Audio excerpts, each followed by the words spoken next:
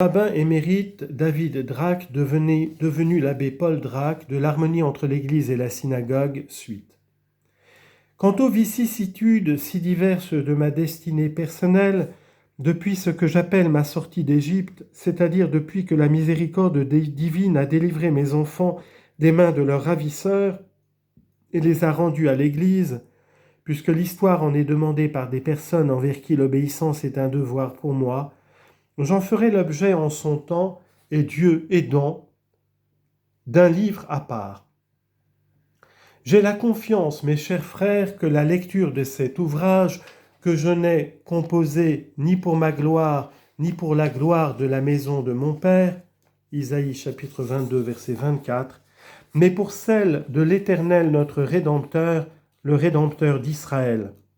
Selon les expressions d'Isaïe, chapitre 47, verset 4, chapitre 49, verset 7, chapitre 54, verset 8, Jérémie chapitre 50, verset 34, psaume 18, verset 15. Vous convaincra que la croyance constante et unanime de notre nation a toujours été conforme au dogme catholique tel qu'il devait être avant que le Fils de Dieu, le Verbe éternel, se fût uni dans le temps de la manière la plus intime, hypostatiquement, à la nature humaine du fils de David. On lit en note, Saint Paul dit « J'ai été instruit au pied de Gamaliel dans la loi de nos pères selon la vérité ». Actes chapitre 22, verset 3. Nos pères, en grande partie, n'ont dévié de la vérité religieuse qui remonte sans discontinuité, si je puis me servir de ce mot, depuis le docteur suprême infaillible Grégoire XVI jusqu'au père du genre humain, premier disciple du Père des Lumières, aussi bien que premier homme de la création dans le Verbe de Dieu. Confère Jean chapitre 1 verset 3. Que lorsque surgit dans notre nation pour le malheur d'Israël un parti antichrétien, le pharisaïsme, véritable auteur de la synagogue actuelle.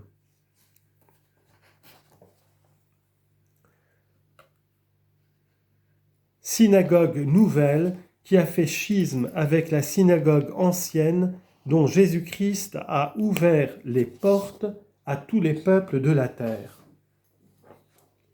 J'espère en la grâce de Dieu que mes écrits ne vous laisseront plus lieu de douter que la vie publique et cachée de notre divin Sauveur et les plus petites circonstances, s'il y en a de petites, de sa glorieuse passion, ne fût-ce que l'accomplissement non seulement des prophéties écrites, mais aussi des prophétiques traditions orales qui ont vieilli avec notre nation, leur fidèle gardienne. Vous verrez surtout, en dépit des sophismes habilement déguisés de notre frère M. Salvador, que la condamnation de Jésus-Christ fut, et pour le fond et pour la forme, la violation la plus flagrante, la plus criante de la législation du pays. Ce scandale devait arriver inévitablement, mais malheur à ceux qui l'ont donné sans que le repentir leur ait fait chercher un refuge contre leurs crimes dans le sein de la miséricorde divine.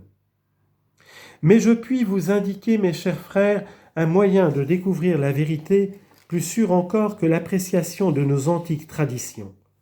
Adonai, dit le prophète royal, est proche de tous ceux qui l'invoquent avec un cœur droit. Psaume 144, verset 18. Priez-le donc de vous éclairer lui-même, de circoncire votre cœur selon sa promesse. Deutéronome 10, chapitre 10, verset 16, Jérémie chapitre 4, verset 4, Ézéchiel chapitre 11 et chapitre 36, verset 26.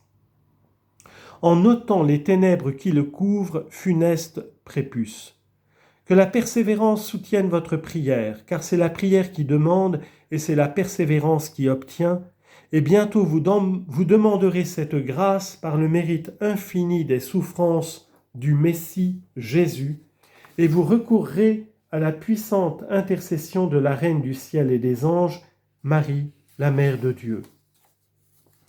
Ah, mes frères, que rien ne vous retienne plus de vous jeter dans les bras du Sauveur qui vous l'étend avec amour du haut de l'autel de la croix, où il s'est offert en sacrifice d'expiation comme prix de votre salut. Je tends les bras tout le jour, dit-il par la bouche du prophète, vers un peuple rebelle qui marche dans une voie qui n'est pas bonne en suivant ses pensées. Isaïe chapitre 65 verset 2. Demandez, je vous en conjure, à voir la lumière de Dieu. Jean chapitre 1 verset 9.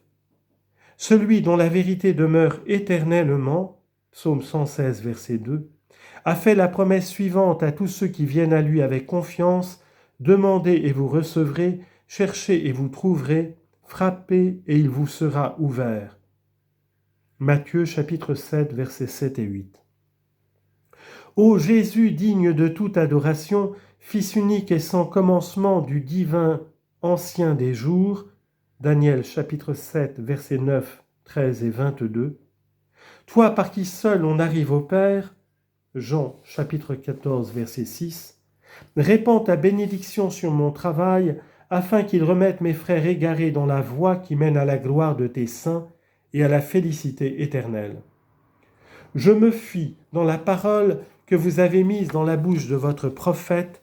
Sion recevra un Rédempteur qui bannira l'impiété de Jacob, dit l'Éternel. Isaïe chapitre 59 verset 20.